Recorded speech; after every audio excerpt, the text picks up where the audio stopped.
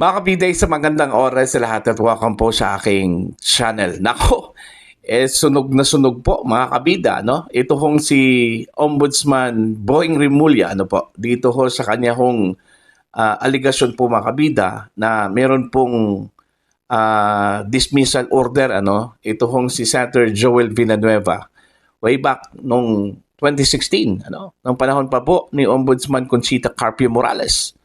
At gusto daw niya itong ipatupad po ngayon sa pamamagitan po ng pag-push mga kabida, no, ng isang sulat address po kay Senate President Tito Soto, ano, na siyang magpapatupad ho dito sa pagpapaalis po kay Senator Joel Villanueva po mga kabida bilang senador dahil sa dismissal order po ng ombudsman, ano.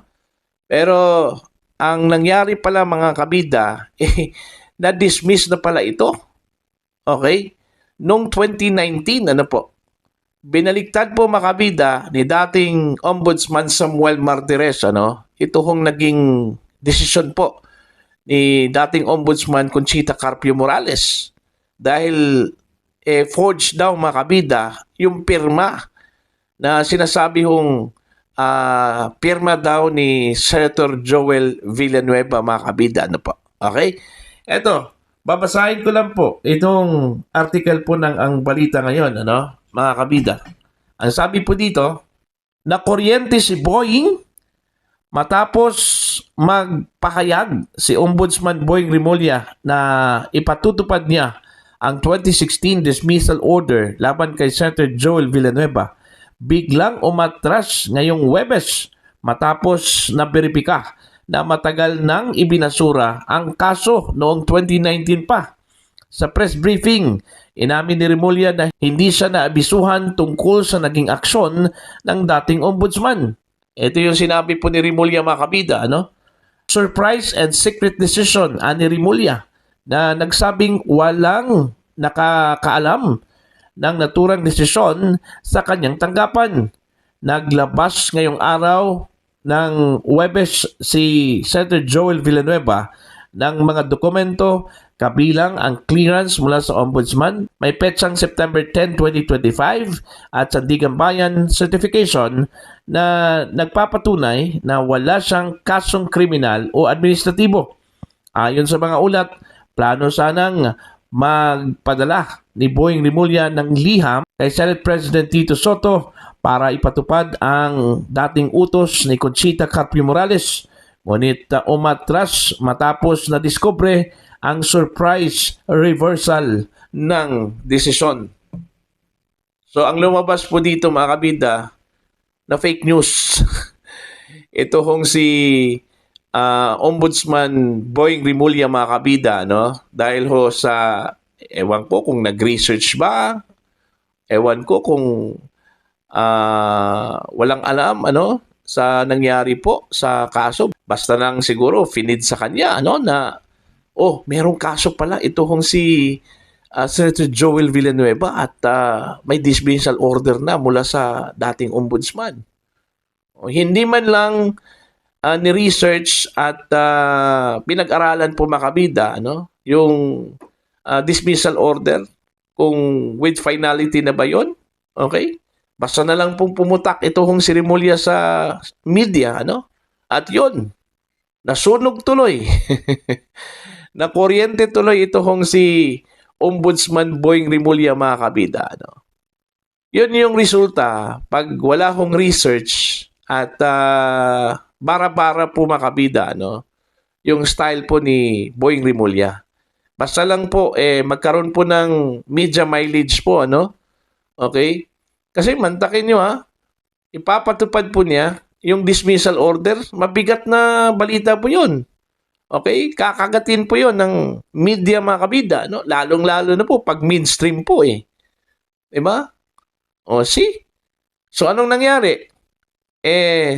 Sinupalpal po mga kabida, no? Ni Joel Villanueva. At ang matindi po dito, mismo ang dating ombudsman na si Samuel Martires po ang sumupalpal po dito, ano, mga kabida. Yung sinabi po niyang secret and surprise decision, mga kabida, Ito yung naging tugon po ni dating Ombudsman Samuel Martires po. Okay? Balita pa rin mula sa ang balita ngayon. Anong sikreto Martires kay Boying? Okay? Nagkaroon ng mainit na palitan sa pagitan ni na Ombudsman Boying Rimulya at dating Ombudsman Samuel Martires kaugnay ng 2016 dismissal order laban kay Senator Joel Villanueva. Sa isang panayam, tinawag ni Rimulya ang pagbabasura ng kaso noong 2019 bilang isang sorpresa at sikretong desisyon matapos mabiripika na matagal nang ibinasura ang kaso ni Senator Joel Villanueva noong 2019 pa. Sa panayam naman ng DZBB, binweltahan ni Martires ang pahayag ni Rimulya. Sabay sabing walang lihim na nangyari at malinaw na nakatala ang kanyang desisyon sa Case Management System o CCMS ng Office of the Ombudsman. Aba, ay hindi ko naman alam kung anong sikreto sa amin. Kasi merong kaming tinatawag na CMS, yung Case Management System. Kapag yung kaso ay nare-release, napapasok yan sa system So nandun sa system, na-dismiss ko yun. Ang date ay July 2019. May petsa pa po, mga kabida. Ayon kay Martires, binasura niya ang kaso matapos napatunayang falsipikado ang mga lagda na ginamit laban kay Villanueva. Matatandaang pinag-utos ni dating Ombudsman Conchita Carpio Morales noong 2016 ang dismissal ni Villanueva dahil sa umano'y maling paggamit ng kanyang PDAF noong siya pa ang kinatawan ng SIBAC Party List. Ngunit nitong araw ng Huwebes, inanonsyo ni Rimulya na susubukan niyang ipatutupad muli ang nasabing dismissal order bago niya nabatid na binaliktad na pala ito ni Martires 6 na taon na ang nakalipas. Ayon. So may case management system pala ito pong ombudsman. Kaso lang po mga kabida, hindi ho tiningnan ni Ombudsman Rimulya. In short, kulang po siya ng research. Okay? Kulang po siya ng bala mga kabida. Pumunta po ng giyera, pero kulang ng bala. Okay? Kaya yun yung nangyari po, na kuryente. Okay? Na fake news po, ito hong si Ombudsman Boying Rimulya mga kabida. So anong nangyari tuloy sa kanya? Napahiya po. Diba? Susugurin na sana niya kahapon ito hong Senado mga kabida para lang po ihatid personally ito hong sulat po niya para po kay Senate President Tito Soto. Okay? So sa tingin po ni Senator Joel Villanueva po mga kabida malinaw daw na harassment at panggigipit yung ginawa po ni Ombudsman Boying Rimulya sa kanya mga kabida.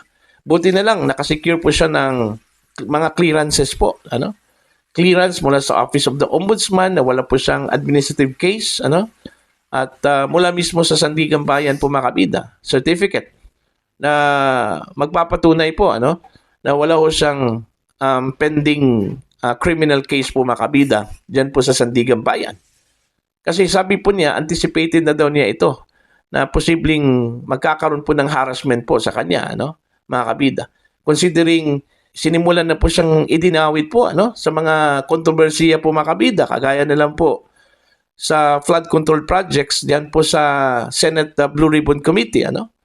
So inaasahan na siguro niya na baka sunod-sunod na po ito, lalong-lalo na po mga kabida, na ang na-appoint po na ombudsman ay ito kong si Ombudsman Boying Rimulya po.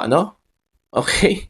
So, pinagtatawanan po ngayon. Ito hong si Boying Rimulya mga kabida dahil sa kanyang pinaggagawa. Ito, lesson learned na po ito sa kanya. Bago siya pumutak, kailangang mag-research po siya, mga kabida. Dapat meron po siyang sapat na basihan, dokumento, para hindi ho kaya-hiya po ang dating po, mga kabida. Naturingan pa naman, na ombudsman po mga kabida, Diba? So, yun po. So, hindi po itutuloy ni Ombudsman Boying Rimulya yung kanya hong planong magpapadala po ng sulat kay Senate President Tito Soto. Kasi ano man po yung kanyang ipupush kung wala hong kaso, mga kabida, Okay? Buti na lang po, hindi ho nagkomento ito hong si Senator Tito Soto, mga kabida, Kasi ang sabi niya kahapon po nung tinanong po siya ng mga miyembro po ng media, kung ano po ang kanyang gagawin kung sakali hong iabot po sa kanya ni Ombudsman Boying Rimulya po yung letter, mga kabida. Ang sabi po niya, no comment muna. Alright? Hanggat hindi po niya ma-receive ito pong sulat mula kay Ombudsman Boying Rimulya, mga kabida.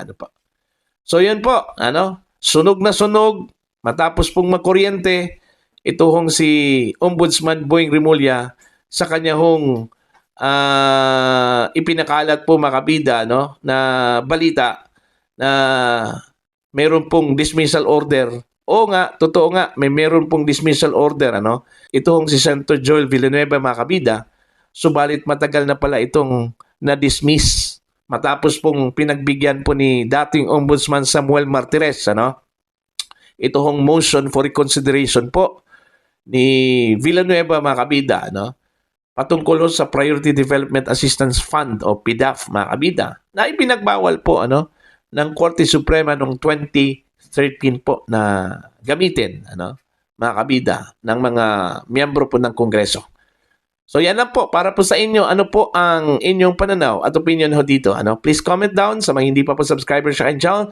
Please subscribe. Just click the subscribe button. Click the notification bell. Click all para updated po kayo, mga kabida, sa aking mga uploads. Maraming salamat po sa inyo lahat.